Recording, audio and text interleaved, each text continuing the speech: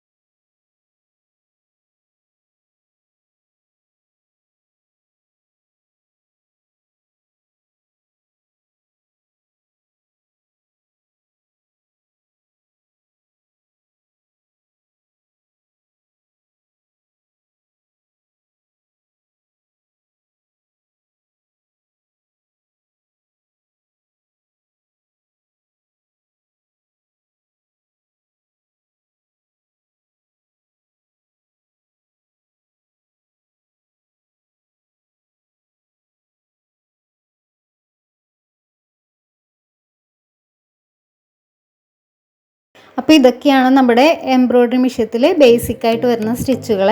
ഈ സ്റ്റിച്ചുകൾ വെച്ച് എങ്ങനെയാണ് നമ്മൾ ഓരോ ഡിസൈൻ ചെയ്യുന്നതെന്ന് അടുത്ത വീഡിയോയിൽ ഞാൻ പരിചയപ്പെടുത്താം കേട്ടോ. അപ്പം നിങ്ങൾക്ക് മെഷീൻ എംബ്രോയ്ഡറി പഠിക്കാൻ ആഗ്രഹിക്കുന്നവരാണെങ്കിൽ ഈ വീഡിയോ സ്കിപ്പ് ചെയ്യാതെ മുഴുവനായിട്ട് കാണണേ, എങ്കിലേ നിങ്ങൾക്ക് നന്നായിട്ട് മനസ്സിലാവുകയുള്ളേ. അപ്പം നിങ്ങൾക്ക് എൻ്റെ ഈ വീഡിയോ ഇഷ്ടപ്പെട്ടാൽ ചാനൽ സബ്സ്ക്രൈബ് ചെയ്യണം, ലൈക്ക് ചെയ്യണം, ഷെയർ ചെയ്യണം, കൂടാതെ കമൻസ് ഒക്കെ ഉണ്ടെങ്കിൽ അറിയിക്കാനും മറക്കരുതേ. അപ്പോൾ നമുക്ക് അടുത്ത വീഡിയോയിൽ കാണുന്നത് വരെ ബൈ.